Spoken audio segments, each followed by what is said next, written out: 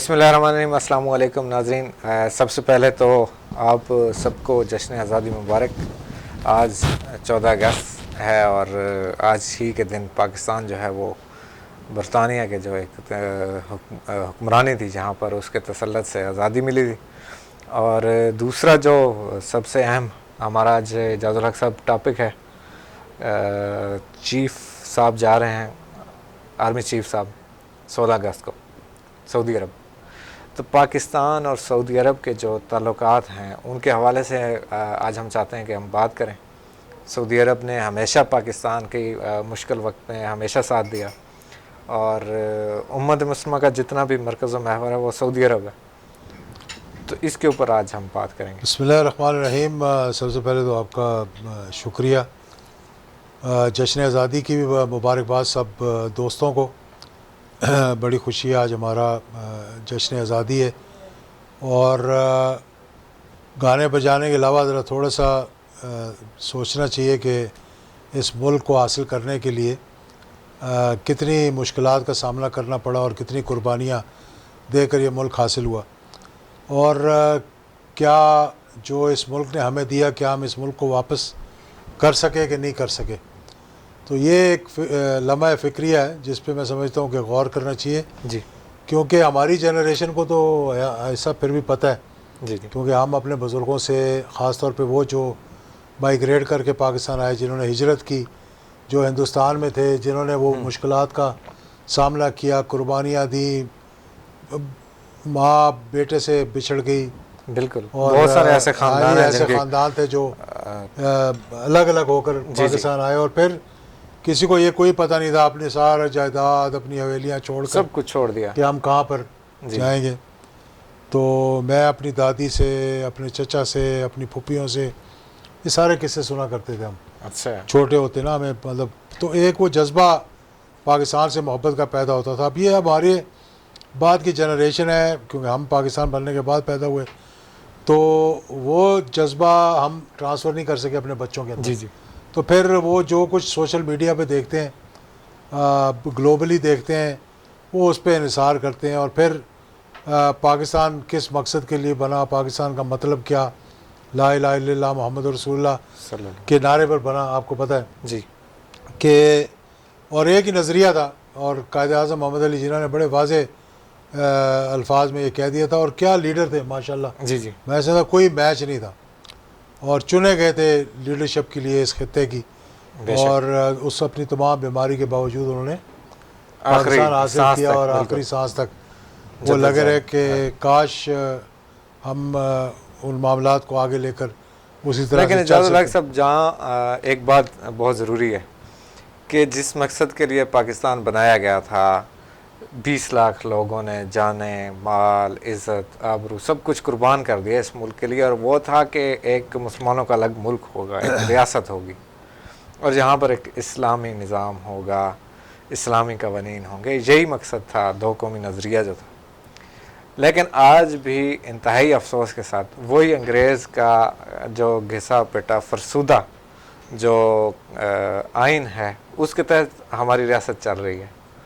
तो काश के आइन तो नहीं, तरीक़ाकार आप कह सकते हैं। कानून तो वही है सर, कवानीन अंग्रेज़ों का बनाया हुआ कानून से हमें आज़ादी नसीब नहीं हुई। आइन तो हमारा अपना है, लेकिन वो जो तरीक़ाकार छोड़ गए जी, पटवार सिस्टम से लेकर और थाना कल्चर तक जो कुछ उन्होंने छोड़ कर गए, उन्होंने तो निज़ाम देख लें, वो सारा का सारा हमारा वही सिस्टम चल रहा है। हम वो तब्दीली नहीं ला सके जो हमें लानी चाहिए थी हमें वो। लेकिन यहाँ पर ये भी बहुत ज़रूरी है, जनरल ज़ियाउल हक साहब ने बहुत सारी इस्लामी शिक्के जो हैं इसमें शामिल की थी, उनके ऊपर भी मैं वो तो अल्लाह का शुक्र है। देखिए हमारा जो अगर आप 100% लें अपनी आबादी का, तो 90% एक तरफ खड़े हुए हैं जी, जो चाहते हैं कि ये मुल्क एक नज़रियाती मुल्क है, अपने नज़रिए पे खड़ा रहे जी, ये एक इस्लामी मुल्क है, ये इस्लाम का किला बने।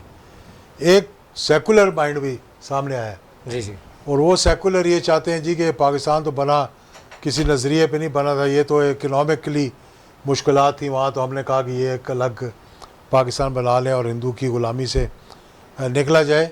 हमें तो ये पता ही नहीं कि आज अगर हम पाकिस्तान ना बनता तो हमें सेकंड क्लास, थर्ड क्लास या फोर्थ क्लास सिटीज़न होना था हमने वहाँ। बिल्कुल। और दूसरी बात और यह है कि अगर ख़ास तौर पे सब जो ये कश्मीर के अंदर मोदी ने किया है और जिस तरह से उसके बाद हिंदू मुस्लिम राइट्स हुए और मुसलमानों को जिस तरह से वहाँ मारा जा रहा है और आइसोलेट किया जा रहा है, तो ये उन लोगों के लिए पैगाम है जो पाकिस्तान के मतलब को अभी तक नहीं समझ सके। बिल्कुल।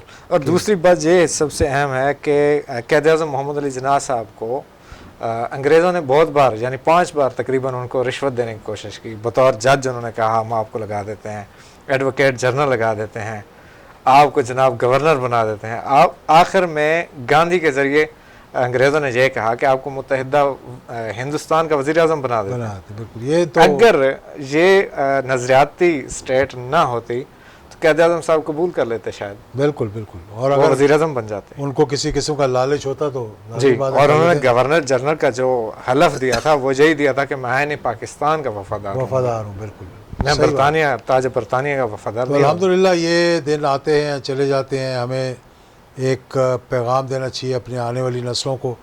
हमें पाकिस्तान के लिए जब हम देखते हैं आज के दिन को तो ये देखना चाहिए कि हमें पाकिस्तान ने कितना कुछ दिया है, इज़्ज़त दी है, एहतराम दिया है, लोगों को दौलत दी है, लोगों को कारोबार दिए हैं, लेकिन हमने पाकिस्तान को क्या दिया। तो इस पे हमें गौर करने की ज़रूरत है, ख़ास तौर पे पाकिस्तान के दिन।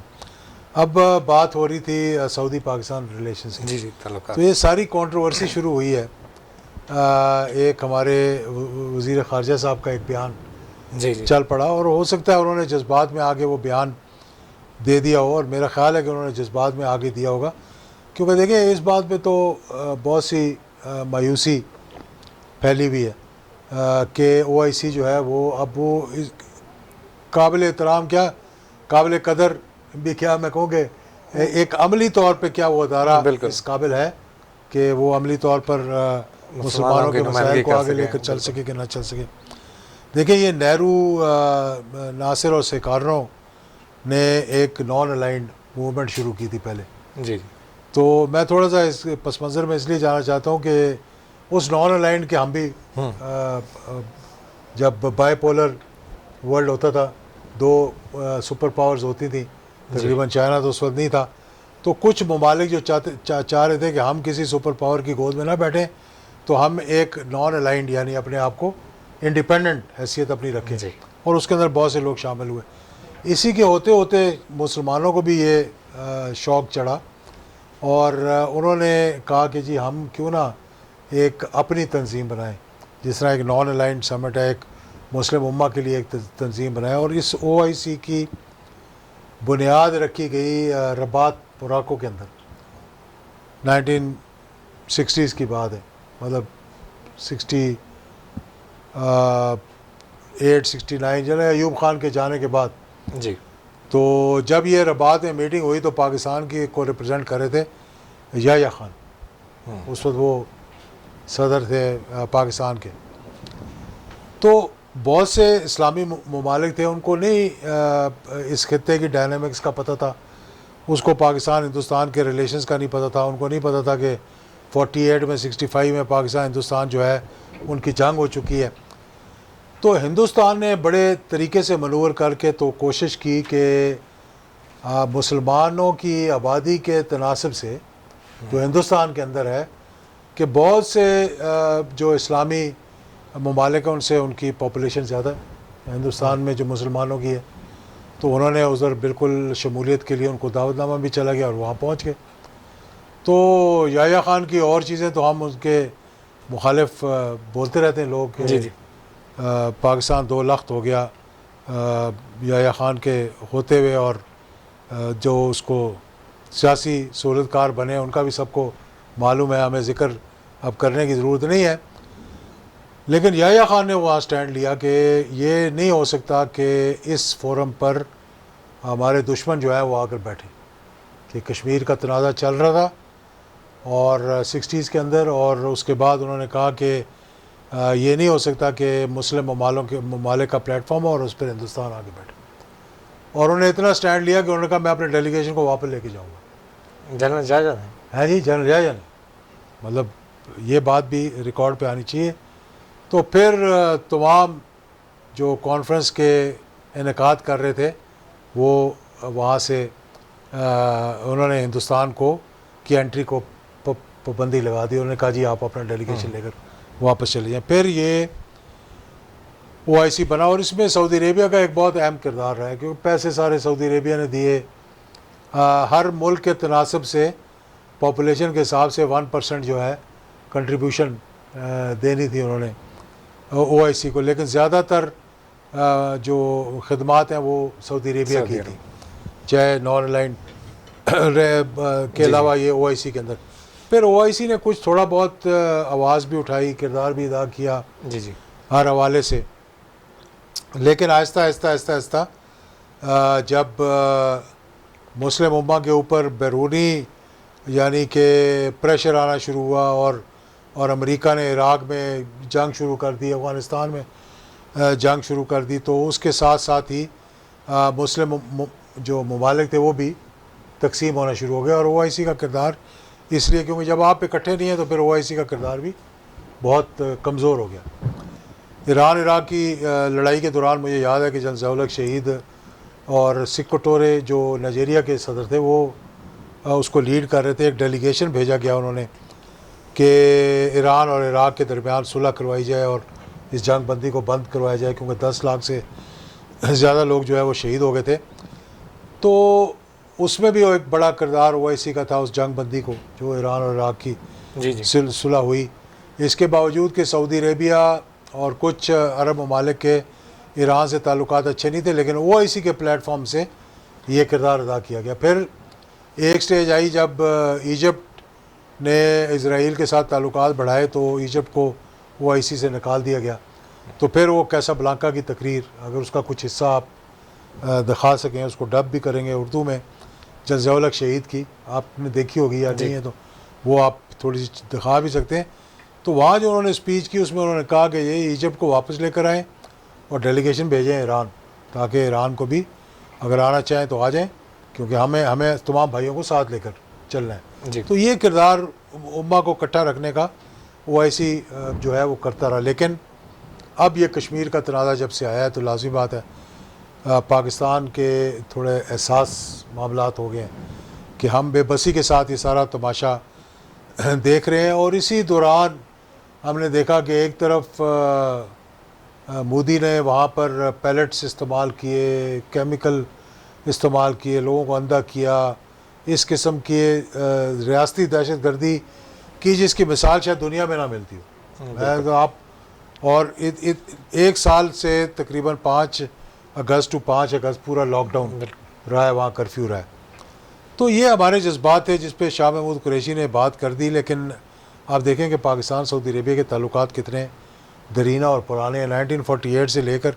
और मैंने एक तकरीर की थी, मैं आपको असम्बली में खड़े होकर, जब मैं समझता हूँ कि हमारी हुकूमत की वो गलती थी कि जब यमन के साथ तनाज़ा शुरू हुआ तो उन्होंने हमसे फ़ौज मांगी, मज़ीद फ़ौज मांगी सऊदी अरब। हाँ, हमारी फ़ौज तो वहाँ सऊदी अरेबिया के अंदर बहुत अरसे से ट्रेनिंग पर्पसेस के लिए वहाँ मौजूद है। एक ब्रिगेड हमारी प्लस वहाँ पर मौजूद होती है हमेशा। तो हुकूमत ने बजाय इसके कि हाँ या ना करती, उसको पार्लियामेंट में ले आए। तो पार्लियामेंट में फिर हर किस्म की बोली गई। वहाँ सऊदी अरेबिया को बुरा भला भी कहा गया, अच्छा भी कहा गया। तो मैंने वहाँ तकरीर करते हुए कहा था कि ये सऊदी अरेबिया पाकिस्तान की जो रिलेशन है वो तकरीबन वन वे स्ट्रीट रही है। यानी सऊदी ने पाकिस्तान की मदद के लिए 65 में 71 में आकर खड़े हुए, पाकिस्तान ने सऊदी की मदद इस तरह की कि उनको सिक्योरिटी फराहम करने के लिए, उनकी फ़ौज को ट्रेनिंग देने के लिए अपनी फ़ौज वहाँ भेजी। बिल्कुल।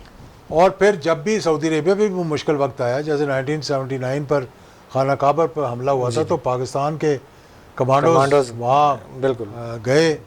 और उस वक्त आपको मालूम है जनरल ज़िया-उल-हक शहीद की हुकूमत थी और उन्होंने जाकर उस तनाज़े को ख़त्म करवाया वहाँ पर। और उन लोगों को मतलब बाय कमांडो एक्शन के ज़रिए, यानी कि हमारे SSG के कमांडोज गए थे वहाँ पे। मेरे ख्याल मुशर्रफ भी उसमें नहीं, मुशर्रफ साहब नहीं थे, वो वैसे ही कहा गया। हाँ, वो कुछ लोगों ने वो उसको डाला था सोशल मीडिया पे। वो उस वक्त उस टीम के साथ नहीं गए थे जो कि टीम वहाँ पर ये भी हाँ, ये सारे लोगों के मैंने भी ये सोशल मीडिया पे देखा, तो इसलिए इस बात को भी वजाहत करनी चाहिए इस बात की। ये सही नहीं है। तो फिर जब ये पाकिस्तान के अंदर 98 में मुझे याद है जब धमाका किया पाकिस्तान ने, तो बहुत ज़्यादा हम आइसोलेट हो गए थे। कर्ज उतारो, मुल्क संवारो, मुल्कों गए, झोली फैलाई, जी सैंक्शंस लग गए पाकिस्तान के ऊपर। तो उस वक्त सऊदी अरेबिया हमारे साथ खड़ा हुआ, $3 अरब का हमें तेल क्रेडिट पे दिया, पैसे हमारे बैंकों के अंदर रखाए, थोड़े रखवाए, ज़्यादा नहीं रखवाए जिस तरह आप रखवाए हैं, जी लेकिन हमें एक बैलेंस ऑफ पेमेंट की सपोर्ट उन्होंने दी। जी अब सऊदी अरेबिया जो है इस वक्त देखें, मुल्कों की जो तारीख होती है ना, उसके अंदर आप जज्बाती फैसले नहीं करते, और ये आर्ट ऑफ डिप्लोमेसी होता है कि आप एक पॉलिसी बनाकर बगैर उसकी ऐलान किए आप उसको इम्प्लीमेंट करें। बिल्कुल लाजमी बात है कि अब एक बहुत बड़ा ये जो तनाज़ा खड़ा हो गया था, तो फिर उसके बाद फिर आपको मिलत समादत करनी पड़ती है, और ये पहली मरतबा नहीं हुआ। सऊदी पाकिस्तान तनाज़ा जो है ये पहली मरतबा नहीं हुआ। ये देखें, पहले सबसे हमारे जनाब वज़ीर आज़म साहब ने जो सुना गया है कि मलेशिया और तुर्की और को कह कर ये कहा जी आप एक मीटिंग बुलाएं, जो कि मतलब मकसद यही था कि OIC से हट कर एक मीटिंग बुलाएं। जब वो मीटिंग बुलाई गई तो उसमें ईरान भी एक मेजर रोल प्ले कर रहा था। ईरान ने भी उसमें जाना था। सऊदी अरेबिया को अच्छा नहीं लगा। सऊदी अरेबिया ने पाकिस्तान को मतलब दबाव डाला, ये कह लें आप, या वैसे रिक्वेस्ट की, और फिर पाकिस्तान ने जब वो मीटिंग बुला ली गई हमारी रिक्वेस्ट पे, तो हमने जाने से इनकार कर दिया। ये भी आपकी एक स्टेट्समैनशिप नहीं थी कि आप ऐसे जब हमारी इस तरह की होगी स्टेज पे जाके आप रिट्रीव कर लें, तो ये फिर आपकी खारजा पॉलिसी की भी नाकामी है और आपकी स्टेट्समैनशिप की भी नाकामी है। तो उसके बाद क्या हुआ कि सऊदी ने उस वक्त भी धमकी दी थी कि हम पैसे निकाल लेंगे और तेल बंद कर देंगे। फिर हमने मिन्नत समाजत की। उसके बाद एक मरतबा और हमने बढ़क लगाई कि हम ईरान और सऊदी अरेबिया की सुलह कराएंगे, और उस पर भी सऊदी ने बिल्कुल इनकार कर दिया कि नहीं, हमें कोई सालसी की आपकी ज़रूरत नहीं है। फिर वो तनाज़ा खड़ा हो गया, फिर हमने मिन्नत समाजत करके सुलह सफाई की, और अब इस स्टेज पे जाके शाह महमूद कुरैशी साहब ने एक ऐसा बयान दे दिया जो मैं समझता हूँ कि कुछ लोगों ने उसका जो तज्जिया किया वो ये कहा कि शायद हमारे ट्राइका जो है, यानी फॉरेन ऑफिस, हुकूमत और आर्मी ने मिलकर कोई ऐसी पॉलिसी बनाई है जिसमें कि हम सऊदी से दूर होना चाह रहे हैं और दूसरे मुल्कों के नज़दीक होना चाह रहे हैं। मुझे ये बस समझाया जाए।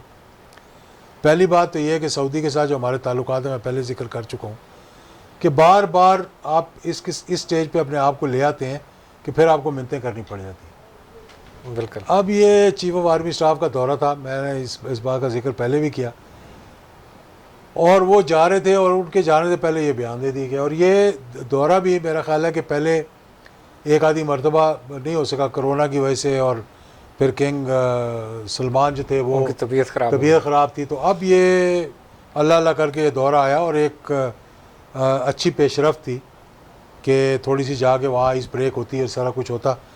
तो फिर ये ऐसी स्टेज पे बयान दे दिया गया कि फिर दोबारा सऊदी अरेबिया की मिन्नत समाजत की गई जी कि पैसे ना निकालें या ये ना करें वो ना करें। अब देखें, ख़ित्ते की पॉलिटिक्स चेंज हो रही है, लेकिन इसमें यह मतलब नहीं है कि आप उम्मा को डिवाइड करके कोई बाकमाल सलाहियत दिखा देंगे जी। आप तमाम उम्मा को मुतहद रखें, चाहे जिस तरह भी हो सके। पाकिस्तान एक की तरफ वो देखते हैं, अफवाज पाकिस्तान माशाल्लाह पूरी मुस्लिम उम्मा के अंदर नंबर 1 पोजीशन है बेशक, और और दुनिया की बेहतरीन अफवाज के अंदर मानी जाती है। पाकिस्तान एक न्यूक्लियर मुल्क है माशाल्लाह। तमाम इस्लामी ममालिक पाकिस्तान की तरफ एक बड़ी अच्छे उससे देखते हैं कि, और हम एक दूसरे के लिए अपनी जान कुर्बान करने के लिए तैयार होते हैं। तो इसलिए ऐसी लड़ाइयाँ लड़ना मेरा नहीं ख्याल कि कोई अच्छी हिकमत अमली है, कोई अच्छी फॉरेन पॉलिसी है। इस पे हमें असर नौ गौर करना चाहिए जी।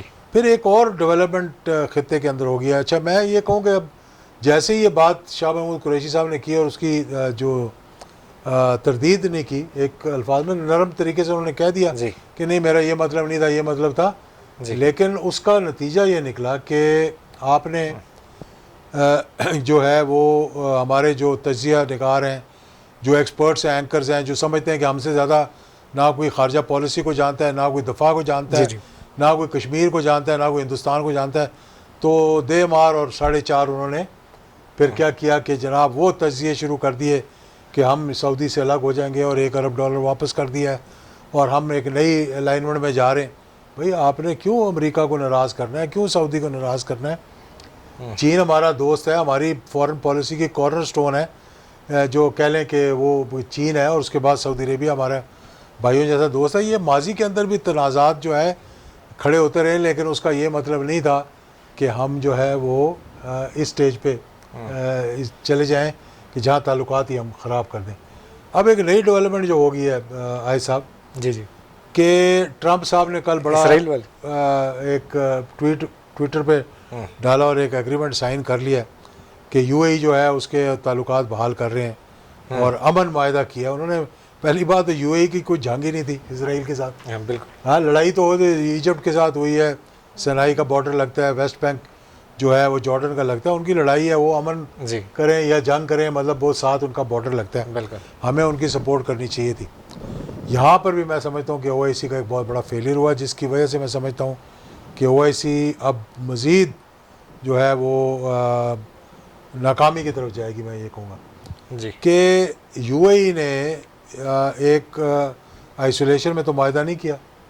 लाजमी बात है कि उनका और सऊदी अरेबिया का एक बहुत गहरे ताल्लुकात हैं, ये तो 2-4 ममालिक हैं, उनसे पूछ कर किया होगा। लेकिन इसको क्यों नहीं उनको ज़रूरत पेश आई कि उम्मा के प्लेटफॉर्म पर डिस्कस करते? जी ठीक है ना, अगर उन्होंने करना ही है, कोई ऐसी स्ट्रेटजी बनाई है जिससे वो समझते हैं। इस सारी जो इस वक्त मौजूदा सूरत हाल है, जिस तरह यूएई जो है वो इसराइल के साथ ताल्लुकात बहाल करना चाहता है, तो इस सारी सूरत हाल में पाकिस्तान को क्या किरदार अदा करना चाहिए? पाकिस्तान की तरफ से क्या रद्द-ए-अमल होना चाहिए इसके ऊपर?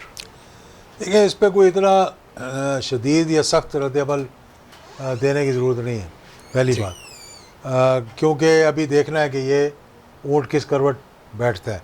जी हमारे अनफॉर्चुनेटली बहुत से ऐसे ममालिक हैं, ख़ास तौर पे ट्रंप के आने के बाद उसने बहुत उनकी तज़दीक की है, बड़े बड़े इस्लामी ममालिक की, और यहाँ तक कह दिया कि हम इनको सिक्योरिटी प्रोवाइड करते हैं और हम इतने $1 ट्रिलियन खर्चे और मैं इनकी जेब से पैसे निकलवाऊँगा और मैं ये करूँगा, मैं वो करूँगा, और वो इनडायरेक्टली इनको कि हम इनको सिक्योरिटी प्रोवाइड करते हैं दबाने की भी कोशिश जी करता है। अभी ट्रंप के आगे इलेक्शंस आ रहे हैं, अल्लाह करेगा तो मैं समझता हूँ कि ख्वाहिश नहीं है मेरी कि वो जीते हैं, लेकिन ये तो अब अमेरिका की पॉलिटिक्स है, क्योंकि कोई ऐसा मार्का नहीं किया इसने वहाँ पर मुसलमानों के ख़िलाफ़ नफ़रत फैलाई है, कालों जो स्याह फाम लोग हैं उनके ख़िलाफ़ नफ़रत फैलाई है, और अमेरिका के अंदर भी एक उसके ख़िलाफ़ नफ़रत है। लेकिन मुसलमानों को डिवाइड करने में ट्रंप ने एक अहम किरदार अदा किया। तो हमें चाहिए कि हम अब अपने दोस्त ममालिक के साथ इस पर मशवरा करें, देखें, और देखें यूएई की में और सऊदी अरेबिया में जब मोदी को बुलाकर सिविल अवार्ड्स दिए गए थे, उस वक्त से ही ख़दशा पैदा हो गया था कि हमारे अब ताल्लुकात उनके साथ वो नहीं रहेंगे जो माजी के अंदर थे।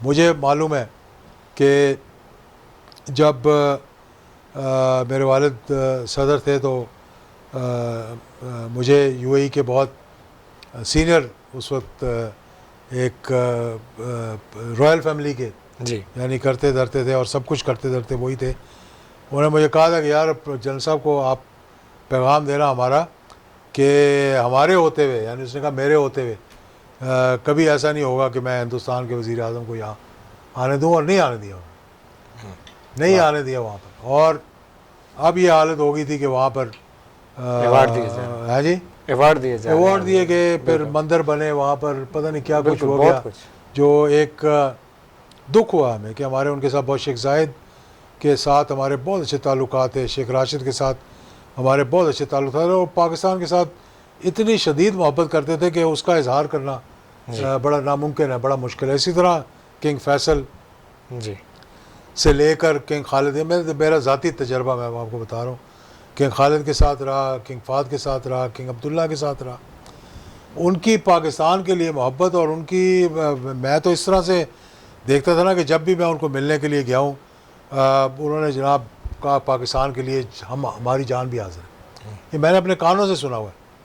और जैसे ही जिस डेलीगेशन में मैं गया हूँ, जैसे ही जिक्र हुआ ये ज़ियाउल हक शहीद का बेटा है, तो रहमतुल्लाह अलैह का फ़ौरन, माशाअल्लाह। चाहे किंग खालिद थे, किंग फाद थे, किंग अब्दुल्ला थे। फिर 2 मरतबा मुझे जाने का मौका मिला स्पेशल इन्वॉय। एक तो जब हिंदुस्तान ने फ़ौजें इकट्ठी कर दी थी 2002 के शुरू की बात है, या जब पाकिस्तान के बॉर्डर पे लगा दी थी, जैसे ब्रास टैग था जी जी। वहाँ पे, जब क्रिकेट डिप्लोमेसी जिसको कहते हैं, ज़ियाउल हक शहीद ने जनरल साहब वहाँ जाकर उसको दी। तो हमने उस वक्त जनरल मुशर्रफ ने, हालांकि मैं असम्बली का मेंबर नहीं था, जी लेकिन उनको मालूम था कि जनरल ज़ियाउल हक शहीद की वजह से, देखना वो एक दूरअंदेश शख्सियत थी, विजन था जी उन्होंने कहा अपने मिनिस्टरों को भेज दूँ 4 को, वो जाके बात, उन्होंने कहा कि कौन सी शख्सियत है जो कि वहाँ जाकर बात कर सकती है और जो जिसकी वो रिस्पेक्ट करेंगे। अब जनरल मुशर्रफ को पता था कि ज़ियाउल हक शहीद की गल्फ़ के अंदर एक बड़ा इज़्ज़त है, एहतराम है, तासुर है। अकीदत का एक तो रिश्ता। मुझे फ़ोन आया कि जी वो प्रेसिडेंट मुशर्रफ साहब एक डेलीगेशन भिजवा रहे हैं हिंदुस्तान क्योंकि GCC में, जी जी और जनरल जवेद अशरफ काजी मेरे साथ गए थे, बल्कि वो लीड कर रहे थे उस डेलीगेशन को। मैं और वो 2 शख्सियत, वो एजुकेशन मिनिस्टर थे। तो फॉरेन ऑफिस ने मुझे कहा कि प्रेसिडेंट ने कहा कि आप एज ए स्पेशल इन्वॉय जाएँ प्रेसिडेंट ऑफ पाकिस्तान के इन ममालिक के अंदर, ताकि उनको कन्विंस किया जा सके कि जो हिंदुस्तान ने हमारे टेंशन पैदा कर दी है बॉर्डर पे, इसको डी एस्केलेट किया जाए। अब मैं आपको एक बात बताना चाह रहा हूँ जी जी जो शायद बहुत कम लोगों को इसका इल्म है।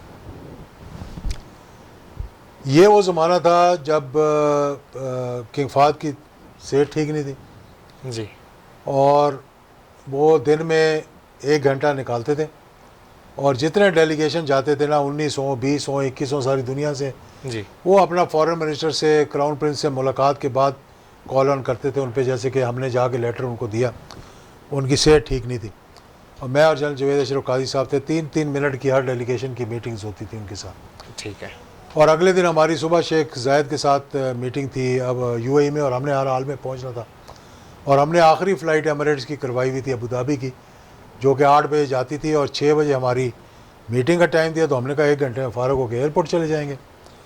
वहाँ गए तो हमने देखा कि 19 डेलीगेशंस की लाइन लगी हुई है, तो यहाँ तो टाइम ज़्यादा लग जाना है। जी 7 बज गए, 7:15 बज गए, तो मैं आगे पीछे भागा, एम्बेसडर भी साथ था। तो उनके प्रोटोकॉल के अफसर से जाके बात की। फिर किंग फाहद के बेटे थे वहाँ, अब्दुल अजीज़ उनका नाम था, बहुत प्यार करते थे, ज़्यादातर उनके साथ वही होते थे। उनको मैंने जाके कहा, मैंने कहा योर हाइनेस कि हमारी आगे मीटिंग है, हमारी फ़्लाइट जाने वाली, तो हमें ज़रा पहले मुलाकात करवा दें। उसने कहा डोंट वरी। तो हमने कहा चलो ठीक है। खैर वो करते करते 7:30 बज गए। अब जहाज़ भी, सामान भी चला गया, जहाज़ भी खड़ा हो गया। जी और जब हम वहाँ से निकले तो गाड़ी में हम बैठे किंग फाहद को मिलकर, तो जब बात उनसे बताई कि ये भी ख़त दिया, ये मसला हो गया, उसने कहा फ़िक्र ना करो, जो कहोगे हम जिस तरह से हो सका हम प्रेशर डालेंगे। तमाम GCC के तकरीबन ममालिक ने यही बात की। वो हमें वहाँ से कॉन्फ्रेंस पैलेस वापस लेके जा रहे थे, तो हमने कहा यार पता नहीं हम किस तरह पहुँचेंगे, सुबह की कोई फ़्लाइट चेक करो, आगे मीटिंग कैंसिल होगी तो मुश्किल हो जाएगी। तो आधे घंटे के अंदर अंदर जनाब प्रोटोकॉल वाले आए, हमें कहा चलें जी एयरपोर्ट पे। किंग फाहद ने अपना पर्सनल जहाज़ हम 2 बंदों को दिया कि इनको लेके जाए UAE। माशाअल्लाह। ये मतलब मोहब्बत का एक अकीदत कह लें, या अकीदत मोहब्बत का एक इजहार था उनका, कि मुझे और जनरल जवेद अशरफ काजी को पूरा जहाज़ दिया गया कि आप, क्योंकि डिले होगी हमारी मीटिंग की वजह से, किंग ने कहा कि मेरा जहाज़ इनको दो जो इनको लेके जाए अबू धाबी। एक तो ये बात मैं आप बताना चाह रहा हूँ ताल्लुक़। फिर बहरीन में गए, और उसके बाद बाकी ममालिक में गए। उन दिनों में हमारे से जो OIC के चेयरमैन मुल्क था ना उस वक्त, जी वो खुश नहीं थे। ये अभी तो बात इतनी बड़ी नहीं है, जिस तरह मैंने बताया कि ये याह्या खान ने इनकार कर दिया था जी वहाँ जाने का। तो वहाँ जब हम गए तो देखा कि बड़ी एक अनकंफर्टेबल सी मीटिंग हुई। हमारे दोस्त मुल्क है कतर, जी और वो चेयरमैन थे। कतर ने के जो शेख जासिम है, जी जिनका वो ख़त जिन्होंने दिया जो बड़े मशहूर हुए कतरी ख़त के जी जी हवाले से, उनके बड़े दरीना ताल्लुकात थे नवाज शरीफ साहब के बड़े करीबी साथी सैफ रहमान साहब के साथ। शेख क्योंकि जासिम। सैफ रहमान साहब वहाँ क्योंकि कतर में काम कर रहे थे, तो ये जब किसी ज़माने में उनके स्पॉन्सर भी थे। शेख जासिम बाद में फॉरेन मिनिस्टर भी बन गए और प्राइम मिनिस्टर भी बन गए। तो हम जब वहाँ अमीर के पास गए मीटिंग में, तो हमने ख़त दिया, तो वो खुश इसलिए नहीं थे कि शेख जासिम सबसे पहले फॉरेनर थे जो कि नवाज शरीफ साहब को जेल में मिलने के लिए आए थे। ठीक है, अटक जब जेल जिला में वतन हुआ है जी, जिला वतन होने से पहले जब नवाज शरीफ साहब जेल में थे, अच्छा अटक में थे या लांडी में थे, मुझे अभी याद नहीं है, लेकिन वो आए पाकिस्तान, उन्होंने रिक्वेस्ट की और मुशर्रफ साहब ने उनको मिलने दिया। और एक वो मिले थे सबसे पहले जाके एज ए फॉरेनर, और एक जो आजकल गवर्नर हैं पीटीआई के सरवर साहब, ये एज पार्लियामेंटेरियन अच्छा यूके से आए थे। और इन्होंने जाके मुशर्रफ से मीटिंग की थी, पता नहीं डेलीगेशन था या अकेले थे, और इन्होंने कहा कि मुझे मिलवाएं नवाज शरीफ से, मैंने हर हाल में मिलना है, और अगर नहीं मिलवाया तो मैं खप डालूंगा जाके, जो भी अच्छा कहा गया। तो इनकी भी मीटिंग हुई। मैं ये बता रहा हूँ आपको, जी सऊदी ने कतर की ख्वाहिश थी कि नवाज शरीफ को उनके हवाले कर दिया जाए, क्योंकि वो मिलने के लिए आए और वो बातचीत कर रहे थे। तो सऊदी अरेबिया के हवाले हो गए वो। कतर इस बात से नाराज़ हो गया, उनकी आपस में टेंशन वैसे ही चल रही है, आप लोगों को पता है कि आइसोलेट कर दिया कतर को जीसीसी ने। तो जब हम मिलने के लिए गए अमीर को, तो चेयरमैन थे ओआईसी के, तो उनको बताया ये ख़त है हमारे सदर का, और जनरल जावेद अशरफ काजी साहब माशाल्लाह एक अच्छे DGISI रह चुके थे, गुफ्तगू अच्छी करते हैं। तो उन्होंने बताया कि हमारे साथ इस तरह तनाज़ा चल रहा है, सारा उन्होंने एक्सप्लेन किया। हिंदुस्तान ने फोर्सेस, और हम चाहते हैं हमारे दोस्त ममालिक जो हैं वो ये करें, हमारी हेल्प करें और उसको डी-एस्केलेट करवाएं, और ख़ास तौर पे मुस्लिम उम्मा जो है वो हिंदुस्तान पे प्रेशर डालें। अब उन्होंने अपनी नाराज़गी का इजहार इस तरह किया कि उन्होंने पहले तो इतनी 4 मिनट के बाद उनका सरकारी मुलाजिम ADC आके खड़ा हो गया जी कि मीटिंग का टाइम ख़त्म हो गया। और फिर मैं थोड़ी सी बात करने की कोशिश की, तो मैंने कहा कि जनाब आप हमारे भाई हैं, और आप जो है ना इस मुश्किल वक्त में हमारी मदद फरमाएं, पाकिस्तान के साथ खड़े हों, मतलब ये था। और OIC के भी आप चेयरमैन हैं। तो उन्होंने अपने गुस्से का इजहार इस तरह किया कि उन्होंने कहा कि देखें, आपने सही कहा कि हम आपके भाई हैं, लेकिन हिंदुस्तान भी हमारा दोस्त है। ये उनके अल्फाज थे। उन्होंने कहा हम तो मुशर्रफ साहब को एक पैगाम देना चाहता हूँ मैं, जनरल मुशर्रफ को, और मेरी तरफ से उनको जाकर बता देना कि आप सही हमारे भाई हैं, लेकिन हिंदुस्तान भी हमारा दोस्त है। और क्योंकि इतने मुसलमान रहते हैं हिंदुस्तान के अंदर, तो हम तो सोच रहे हैं कि हिंदुस्तान को OIC पे एज एन ऑब्ज़र्वर क्यों ना बुलाया जाए। अब ये उन्होंने अपनी नाराज़गी का इजहार किया। तो जनरल जावेद अशरफ काजी ने कोई 1 मिनट सेकंड भी नहीं लगाया। उन्होंने कहा नहीं, मुझे सदर से को पैगाम देने की ज़रूरत नहीं, मैं जवाब अभी आपको देता हूँ। तो उन्होंने कहा हाँ फरमाएं, क्या जवाब है। तो उन्होंने कहा जवाब ये है कि अगर ऐसा हुआ कि हिंदुस्तान को OIC पे कोई जगह देने की कोशिश की गई, तो पाकिस्तान OIC को क्विट कर देगा। यानी वापस आ गए, लाजमी बात है। मैं तो उस वक्त हुकूमत में नहीं था, लेकिन उन्होंने जाके ब्रीफ किया होगा जनरल परवेज़ मुशर्रफ को। बाद में मुझे पता लगा कि अगर इस किस्म के जज्बाती वहाँ पर बैठे होते लोग, तो कहते ओहो कतर की ऐसी तैसी। जी देखिए ना, मैं वैसे एक बात बता रहा हूँ आपको। जी जी उन्होंने जनरल परवेज़ मुशर्रफ को बताया, उन्होंने कहा खैर है, कोई बात नहीं, गुस्सा आ गया होगा, ठंडा हो जाएगा बाद में। और फिर पाकिस्तान और कतर के ताल्लुकात बेहतर होते गए। कतर की एयरलाइन यहाँ आनी शुरू हो गई, और जो मामला थे वो ठीक हो गए। तो ये चीज़ें जो है इन आर्ट ऑफ डिप्लोमेसी, जी जी इसमें आपको बड़े सोच समझ कर देखें। हमारे माशाल्लाह सुल्तान अहमद ख़ान होते थे फॉरेन मिनिस्टर, उसके बाद आगा शाही फॉरेन मिनिस्टर होते, बड़े बड़े अच्छे लोग आए हैं। रियाज साहब रहे हैं यहाँ पे, सत्तार साहब रहे हैं यहाँ पे एज फॉरेन मिनिस्टर। सत्तार जी साहब भी है कच्चे, उन्होंने फॉरेन मिनिस्टर का। तो यहाँ पे आपको जो डिप्लोमेसी होती है उसमें जज्बाती नहीं होना चाहिए आपको एक अपनी पॉलिसी बनाकर चलना चाहिए। बिल्कुल। तो ये हमारे यहाँ जो अब ये तनाज़ा चल रहा है, इसको मेरा ख्याल है कि चीफ ऑफ आर्मी स्टाफ के दौरे से ये थोड़ा डिफ्यूज़ होगा, और ये शुक्र है कि वो जा रहे हैं 1-2 दिन के अंदर अंदर वहाँ पर, और फिर वहाँ जाकर बातचीत करेंगे, और मेरा ख्याल है कि उनको समझाने की कोशिश करेंगे कि जो भी मामलात हो गए हैं वो नहीं होने चाहिए इस किस्म के। हमें चाहिए कि हम अपने दोस्तों के साथ मिलकर चलें। चाइना हमारा दोस्त है, हमने चाइना को साथ लेके चलना है, लेकिन ये मतलब नहीं कि हम अपने आप को आइसोलेट कर लें जी। बाकी ममालिक में, और मुस्लिम उम्मा को यूनाइट करने की कोशिश करनी चाहिए। बहुत शुक्रिया एजाज़ुल हक साहब।